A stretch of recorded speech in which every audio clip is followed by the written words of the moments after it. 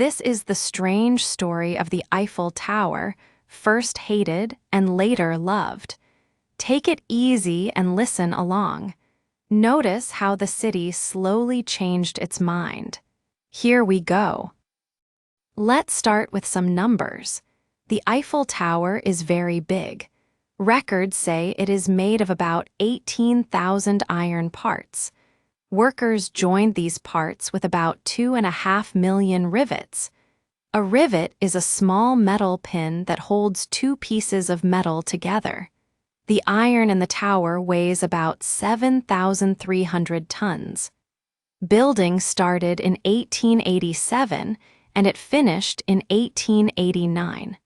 So the whole tower went up in only about 2 years. That is quite fast for such a huge thing.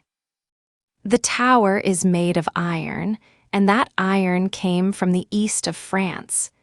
Here is one more number. When it was finished, the tower was about 300 meters tall. It was the tallest building in the whole world for about 40 years, until a taller one opened in New York in 1930. With its radio antenna on top, today it stands even higher, about 330 meters. On most days, around 150 to 300 workers were on the site.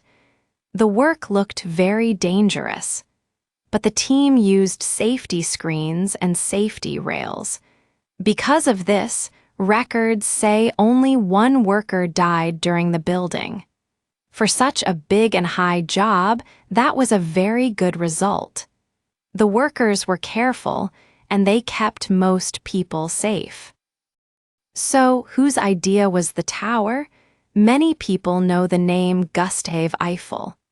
But the first design came from two engineers in his company, Maurice Koechlin and Emil Naugayer.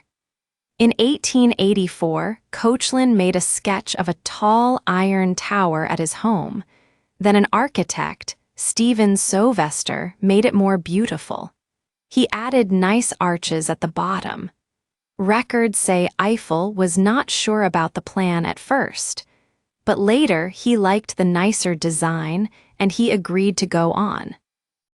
Eiffel gave the money, led the building, and pushed the project forward. People often call him the father of the tower. In this way, the tower was really the work of a whole team. At first, many people did not like the tower at all. In 1887, when the work started, a group of famous artists and writers wrote an angry letter. They called the tower useless and monstrous. Useless means it has no use. Monstrous means big and ugly, like a monster. They said it looked like a giant black factory chimney.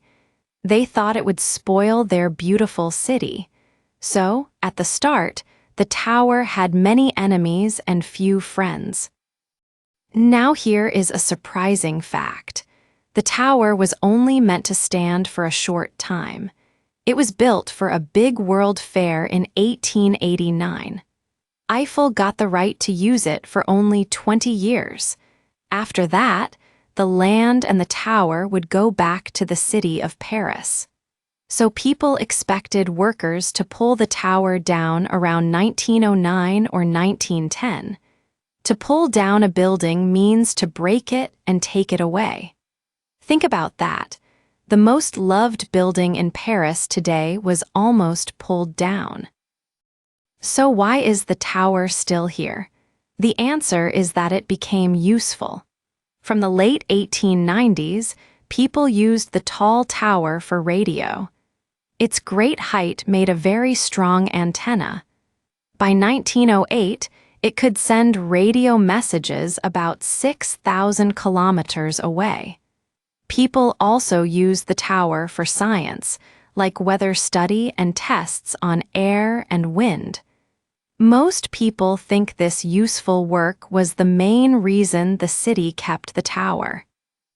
So many people say its use, not just its beauty, is what saved it. Many people say Eiffel wanted this to happen and that he did it on purpose. He pushed science on the tower on purpose to make it too useful to lose. There is one more sign of this love of science. Around the tower, just below the first floor, Eiffel had the names of 72 French scientists and thinkers carved in tall letters. At first, these letters were painted in gold. It was his way of saying thank you to great minds. So the tower does not only use science, it also honors it. Language Spotlight Part 1. Let's look at first and later. We use at first for the beginning of a story.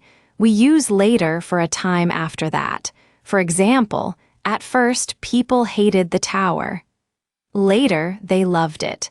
Now you try. At first the plan was simple.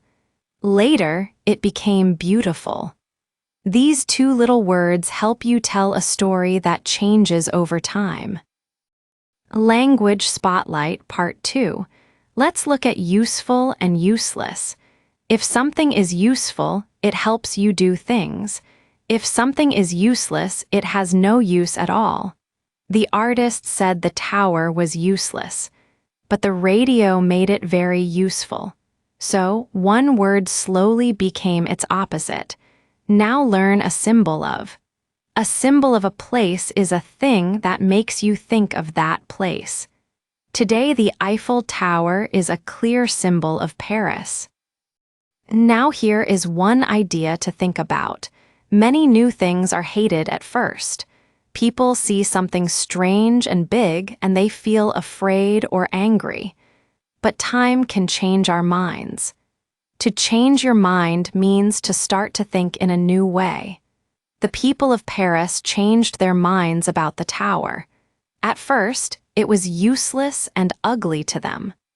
Later, it was useful, and then it became a proud symbol of their city. Maybe this is true for many new things in our lives. Something we do not like today may feel normal and loved tomorrow.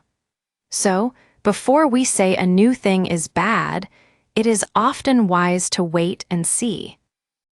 Let's recap with a few questions. You do not need to answer fast, just think for a moment. 1. What did the artists call the tower in 1887? 2. Why was the tower going to be pulled down? 3. What made the tower useful, and did Eiffel keep it useful on purpose? 4. What does change your mind mean? Take your time.